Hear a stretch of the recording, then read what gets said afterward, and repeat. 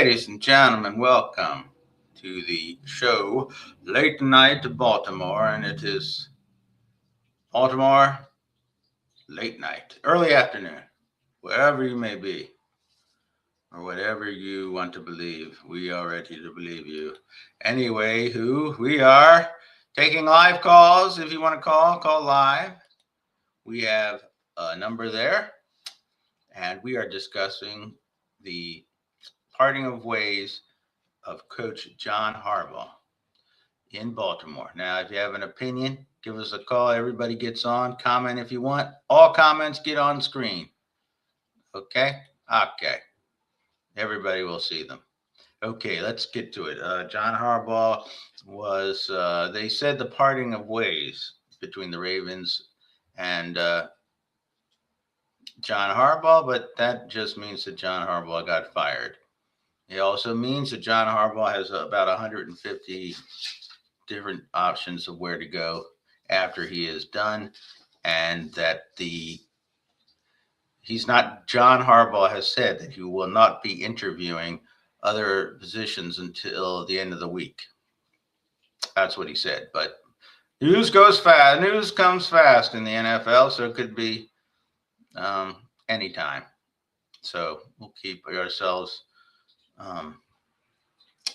I was going to say abreast, but we don't want to get a strike or improper language there. Okay, now what we want to do is our own retrospect of the John Harbaugh years. It was 18 years, 18 great years, I would say. A lot of incredible bad luck that we've all heard all week. Everybody's gone over. The Zay Flowers drop in the game a couple years back, championship game, the bizarre drop out of his hands as he was going in for a touchdown. Mark Andrews' drop against the Bills last season before, the kick this year, and the Cundiff kick way back are the ones that come to mind first, but there are a lot more. Very strange that bad things happen to the team. But unlike a lot of teams, say a franchise like the Minnesota Vikings, we actually have a championship under Harbaugh. So we won a Super Bowl, and it was a very memorable Super Bowl against the 49ers when Colin Kaepernick was the quarterback for the Niners. It was in New Orleans. Beyonce was halftime singing. Flacco was the quarterback. The game came down to the end. The lights went out for an hour or so, but the Ravens were the champions of the world. Let's go back now, if we will, and if we won't, but we will. Let's go back to some of those memorable times. Here's an interview with John Harbaugh when he first was hired for the Baltimore Ravens. Okay, hold on now. Here's John Harbaugh, first being hired as the coach of the Ravens. Now, please don't copyright us, please, people. We don't know what the hell. We're this little station. Okay, when do you hope to have everybody in place? Well, Ozzie said it best. We're not in a big hurry. What we're in a big hurry to do is put together a great staff. We want a bunch of guys that have great character, good people, number one, just like we want players that have great character and who are good people. We want guys who have football knowledge, hardworking guys, and guys that want to be here. Okay, so this is when he first got hired. This is one of his first interviews after getting hired. I have to cut it to make sure that we don't get any copyright. So there's a lot of good candidates outside the building, inside the building. A lot of good candidates inside the building, outside the building. And I don't think it was the same building yet. That want to be coaching for the Baltimore Ravens and just pick the best group that we can. And really the best group that fits together that we can. We get a sense of just how. Now, John Harbaugh was effective because special teams was quite a bit of a different thing back in those days.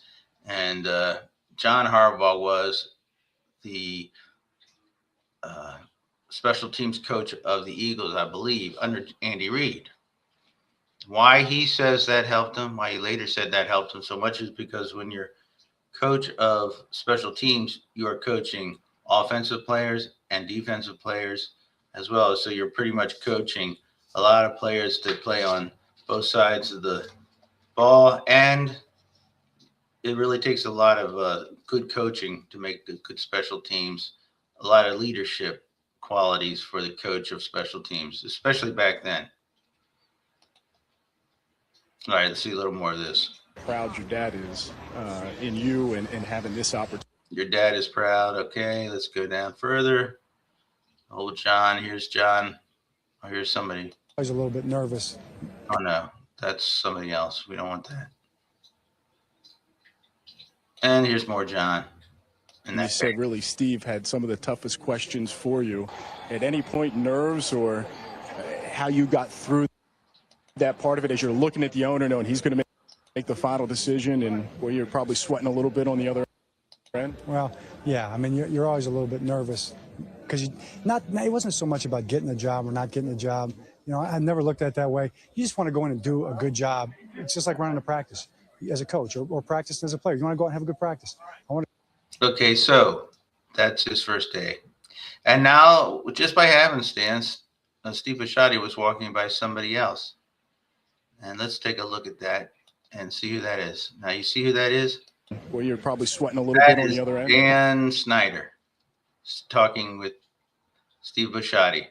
Now, understand the difference in franchises, what we could have had if this person, Daniel Snyder, had been there, had gotten the Baltimore franchise instead of Steve Bisciotti. We haven't even seen Steve Bisciotti in years. Hardly, like one appearance. He's like Howard Hughes or something. That's everything you want in an owner, but that's about the owner and not the coach. But the Harbaugh hiring was outstanding. All right, now let us go to another highlight. It was when the Ravens were playing the Broncos in the Mile High Miracle when Jacoby Jones caught the touchdown in the last second. Here's a highlight of Harbaugh watching it on the sidelines.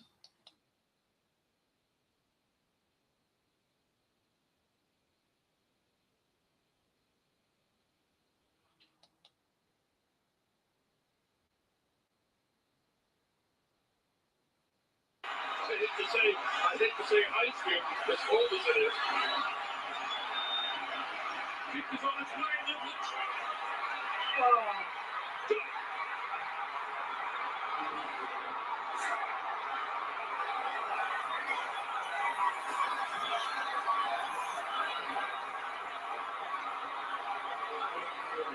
The Baltimore Ravens have come into Denver and reached the AFC Championship game for the second straight year.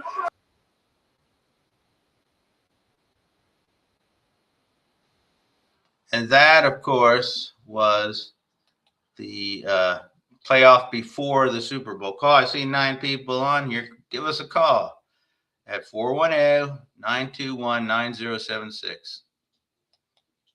I wonder how where that banner went tonight. They just had up there that big one. All right.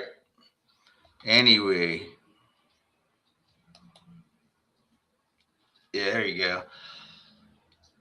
We'll take your calls. We take all calls. And that was great. So that led to the Ravens going on to win the Super Bowl and John Harbaugh getting a Super Bowl ring for Baltimore, for the Ravens. It was magnificent.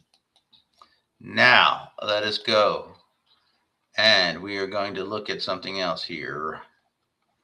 What is it that I wanted to see here?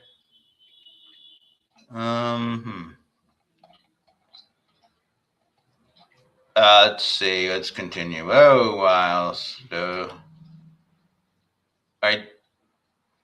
This is just not the best, but this is, I'll read some of what was said. This John Harbaugh, after the Super Bowl, he made an appearance on David Letterman, and he was As always, smooth, man. That guy was smooth. It was one smooth MFer. I don't care who you are. And let's see. Let's take a look at the picture. I'll read some of the comments that were made that day. Let's go to here. Slow visuals. Yes, slow visuals. That night, Jacoby Jones and John Harbaugh visited the late night show. Let's see. That's what we got up there. But let's scale it down so that we don't get copyright struck. All right, call if you like. 418-921-9076. All calls taken. None received yet. You can voice an opinion about the Ravens, or you can make a prank. We don't care at this point. Or comments. We love comments. Where are all the comments? Where are all our comments? We ain't got none. All right. Then let us look at this.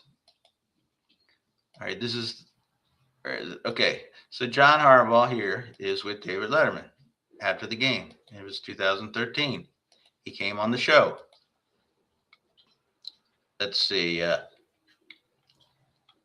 The funniest questions. The writer of this is just answering questions about his appearance. David Letterman made at least 3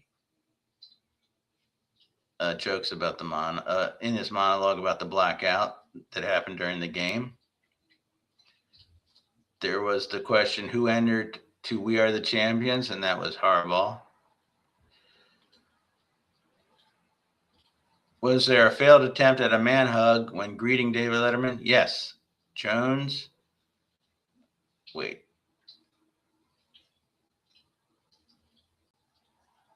Jones and this is a very unusual story. Okay. Any good stories about their moms? About John Harbaugh's mom? David Letterman, he told about his mom raised him, but would occasionally need to talk to dad to settle things between the brothers. Harbaugh's best line came after Letterman asked him, was he shouting on the sidelines during the blackout? He answered, there was some concern with the restaurants after the game. New Orleans has got a lot of great restaurants. We weren't sure where to go. And then the best joke, which I think is the best joke. Were there Ray Lewis jokes? And David Letterman asked Coach Harbaugh about Ray Lewis, asking, you were scared of him, right? And Harbaugh's answer, absolutely petrified. Okay, so that's John being John. Funny. I liked it. Okay. Still no. Oh, we got a comment. Somebody wants to make us popular. Okay. That's what the drug dealer at the corner used to tell me in high school. Okay, let's see. We'll stop sharing that one. Did we get the right one? Yeah. Okay, that was good. Okay. And now let us continue with more going down the road with John. All right, so when the Ravens went to London during the time when players were kneeling during the national anthem to protest police brutality in America, John Harbaugh was asked about it, and a lot of pressure on Harbs about what to do, and him having his own opinion about what to do about it. And let's go to that because it shows something positive about John.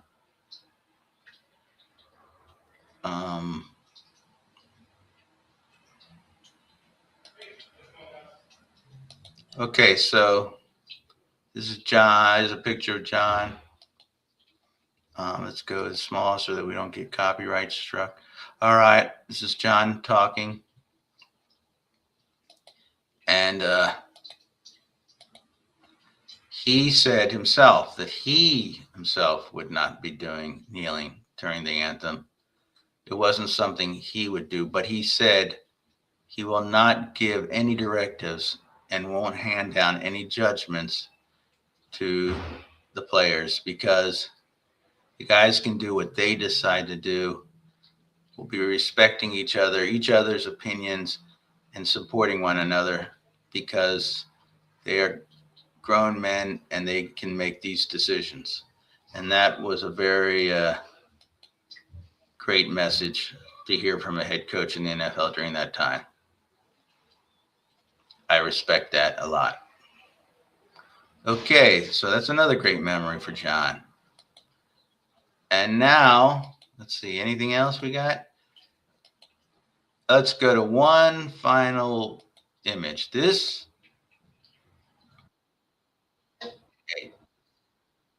It's just a little too late, a little too wrong. I get away, but you know all the right things to say.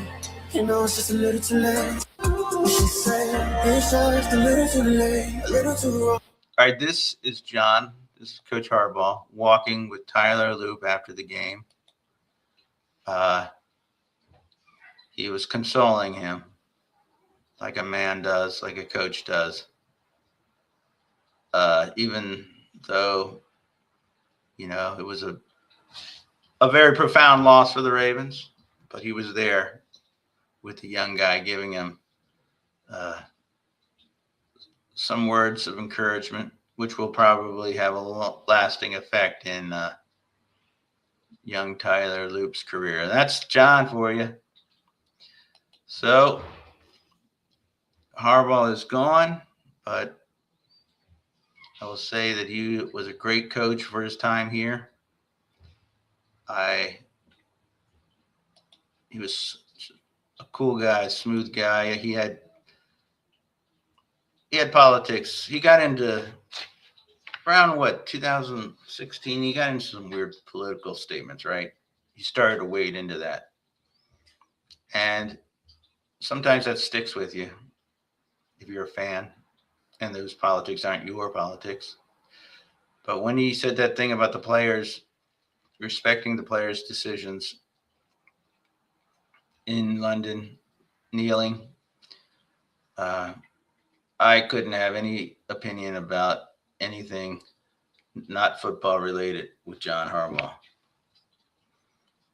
Also, he's way cooler than his brother. And remember that he coached, he won in the matchup against his brother in the Super Bowl in 2013.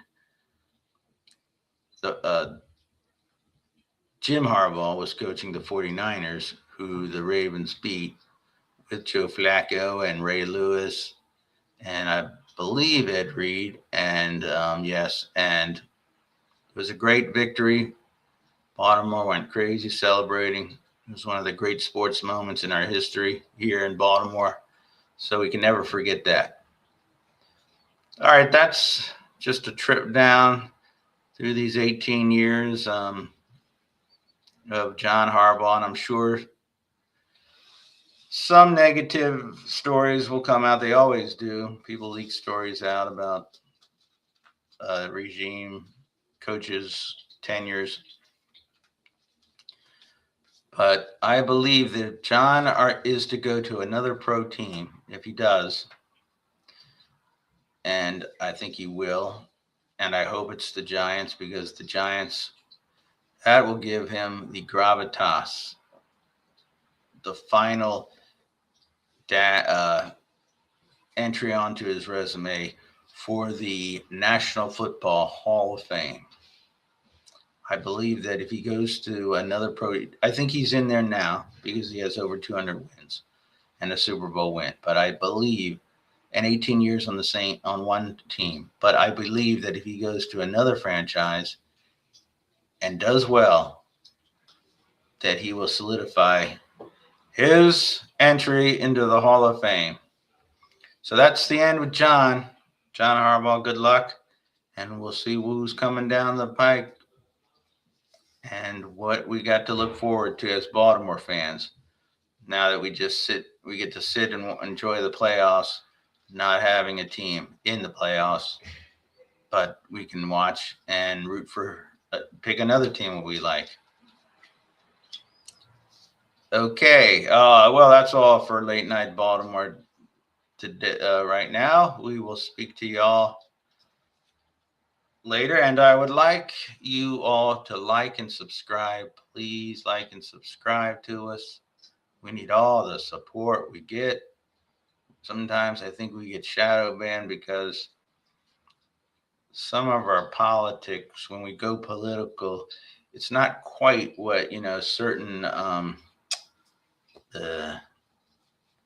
I'll just say this color or person likes to hear and wants out there. And I know that that's a little like presumptuous that they're thinking about a stupid podcast like ourselves, but I just think in a general algorithm that it has an effect. We will need more support, more viewers. Likes and subscribes really help our algorithm. And it's so ironic that it's an algorithm, and yet we still can't get all the support. Okay, anyways, Fez will be here this week, and he will give a breakdown of playoffs, Ravens, much more in-depth than I could ever give. But he will be here. That is for sure.